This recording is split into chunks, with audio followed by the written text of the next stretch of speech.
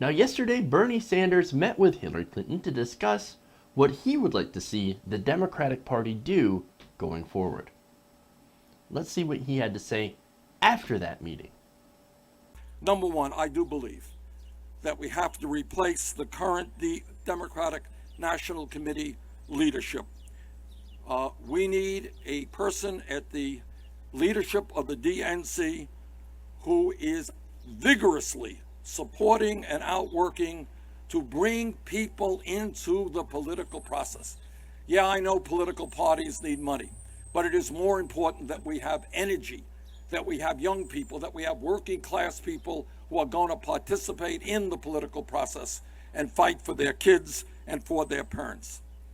We need, at the Democratic National Convention, to approve a progressive platform, the most progressive platform ever passed by the Democratic Party, a platform which makes it crystal clear that the Democratic Party is in fact on the side of working people, is on the side of low-income people, is on the side of people who have no health insurance, and is prepared to stand up to the powerful corporate interest whose greed is doing so much harm to this country. We need real electoral reform within the Democratic Party. And that means, among many, many other things, open primaries. The idea that in the state of New York, the great state of New York, 3 million people could not participate in helping to select who the Democratic or Republican candidate for president would be because they had not registered, because they had registered as an independent, not as a Democrat or Republican, is incomprehensible. We need same-day registration. And that means that anybody in this country can walk in and get registered to vote on the day of a primary or a caucus. We need adequate staffing and training to run elections in a way that is appropriate for our democracy. We now take it for granted, but we should not. In this process, we have gone through a situation in Arizona where people waited online 5 hours in order to cast their votes. How many tens of thousands of people simply gave up the right to vote and walked away? We need to make sure that we have in California, among other states, that the votes get counted. We are taking for granted that in California, it will take weeks for votes to actually be counted, and I'm not sure that the votes have yet been counted in Puerto Rico. So we need major changes in the Democratic Party in converting it to a party of the people, welcoming working people, welcoming young people, and we need an electoral process which is worthy of the Democrats. We also need, obviously, to get rid of super delegates. All right, so that was Bernie Sanders calling for some of the things that he would like to see the Democratic Party do forward. And of course, the stuff that, the Democratic Party can't really do a whole lot of or a whole lot about, but can actually call for. And that's things like more staff for polling places. See, one of the problems that we had during the primary is that a lot of polling places were shut down so that people wouldn't be able to vote. So there were longer lines. Now, a lot of that is Republicans, right? Republican voter suppression efforts. And some of it, well, I don't know the other reasons that some of those voting places were shut down. Oh, we're trying to save money. We're trying to save money. Oh, really? On one of the biggest primary elections that we've had, where lots of new people were registering to vote, you decided, you know what, let's cut back. No, we're not going to see big turnout. We saw big turnout in every other state, for example, but we're going to cut back anyway. We don't think it's going to be that much of a big election night here. That's ridiculous. That makes no sense. Look, it doesn't hurt to over-prepare for an election. Now, I understand that it costs a little bit more money, but then again, you want to be ready so that the people who want to vote can vote. Now, I'm lucky. My polling place there was like 3 people in. But there are some polling places where you had to wait hours just to get in. And that's in places like Arizona, places like California. You also had Nevada that had some issues as well. I mean, look, not every polling place, not every, obviously, election is equal, right? You're going to have places that need more polling places, not less. So, yeah, great idea. We need to get more people into the process. And also, he first started out with, yeah, we got to change the DNC leadership. Agreed. Look, I don't think Debbie Wasserman Schultz was fair. And if you think that she was fair, check out the debate schedule that we had. Weekends. Not during prime time. One was like near the Super Bowl. Or some football game. I don't know. I don't know sports. Okay? But it was near a very, very important sporting event. When people are not going to watch a debate if their favorite sports team is playing. Whereas the Republican Party had a ton of debates, what felt like too many, and they all did very, very well when it came to ratings. Now, some of that has to do with Donald Trump, obviously, but if you try not to hide the debates, more people are going to watch. I'm just saying. Whereas the Democratic Party allowed the Republicans to not only have more debates and get more viewers, but also to set the tone of the election. And now we have a tone, and the tone is Donald Trump. Congratulations, Debbie Wasserman Schultz. That's your deal.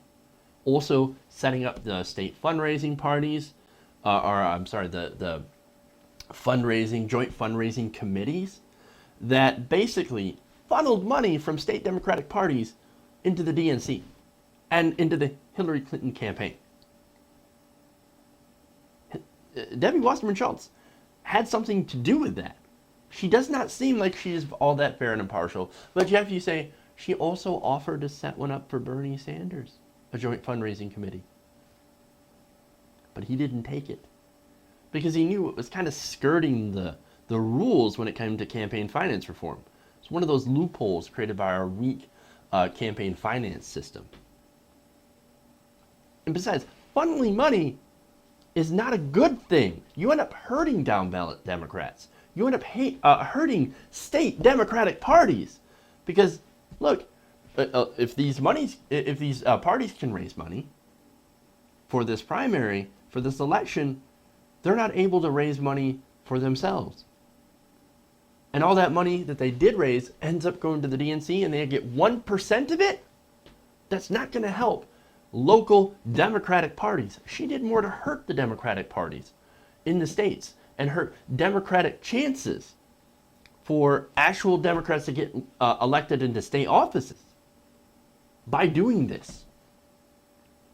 And this is, of course, Hillary Clinton and Debbie Wasserman Schultz. So no, Debbie Wasserman Schultz is not fair at all. She needs to go. Not only that, but under Debbie Wasserman Schultz, we have had loss after loss in the state and local level. And even in Congress. Time to go. You got to go, Debbie. You suck at your job. Go do something else. Go lobby for the payday loan industry. Because you seemed very eager, up until recently, to protect the payday loan industry. So, Debbie, you got to go. You got to go. Now, on some of the other things, right? Same-day registration, great. Open primaries, also great. I think that would help to bring more people in the process. Now, I would go as far as saying, no, let's not have same-day registration. Let's have automatic voter registration. Couple it with other things that you already have to do. Now, I don't know what to, you should still keep same-day registration, right? But I would think automatic voter registration for things like driver's license, right? You get a driver's license, you're automatically registered. Now, for the people who don't have a driver's license but still want to vote, that's where the same-day registration comes in. So having both of those things will allow everyone to be able to go and vote. Also, to try and go against voter ID laws, which I know is part of the Democratic Party's plan anyway. So we want to make voting super easy. We want to make it accessible to everyone. But we also want to make it accountable. And that's why having the proper staff as well as hand-counted paper ballots. Those are important things. Those are things that would help bring integrity to the voting system, as well as make sure everybody can be involved. And making sure that people don't have to wait for hours and hours. Because think about it this way. If you have to wait 2 hours in line, some people might be motivated enough to do it. And those people, you're goddamn patriots. That's what you are. Waiting in line for 2 hours to go and vote, but you shouldn't have to. And not only that, but some people either don't have the patience or they have, I don't know, lives to get back to as well. Some people can't take the day off to vote. Some people can't afford to wait 2 hours in line, no matter how motivated they are to vote, no matter how much of a patriot they are. And so people might be forced to leave the line. And that's a big problem. That hurts voting. And what we want to do, we want to help more people vote. We want more people to get involved in the process, not less. Okay? And then, finally, he mentioned the superdelegates. Super important. I think the days of that system, to be honest, are pretty much nearly over. Because everyone can see how stacked of a system it is against any insurgent candidate. The whole job of a superdelegate, remember, is to prevent the nomination of a weaker general election candidate. Unfortunately, they failed at this job every time. Why? It's because of insider party politics. You have this system of lobbyists, corporate lobbyists and Democratic Party insiders, right?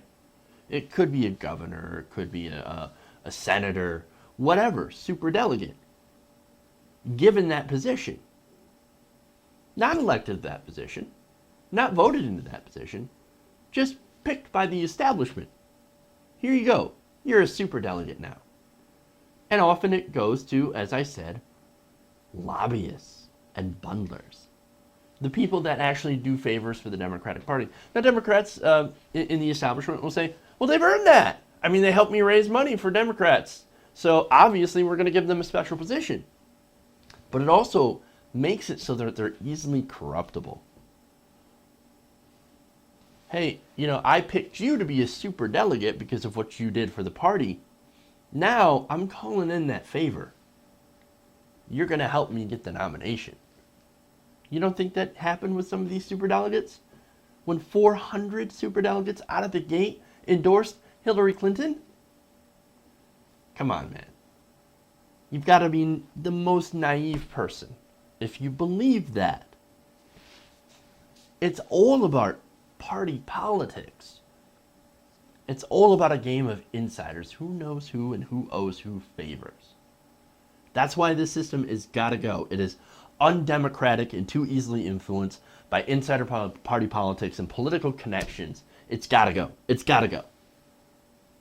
And look, at the end of the day, this will these suggestions, right? These things that Bernie Sanders is pushing for. Now that he's got this influence, now that he's got this clout, now that he has all of these delegates behind him, now's the perfect time to change the Democratic Party on the inside. To make it so that they embrace more voting. That they have a more open primary system. A system that's more representative of the people instead of just people who are loyal to a party and not a specific set of principles.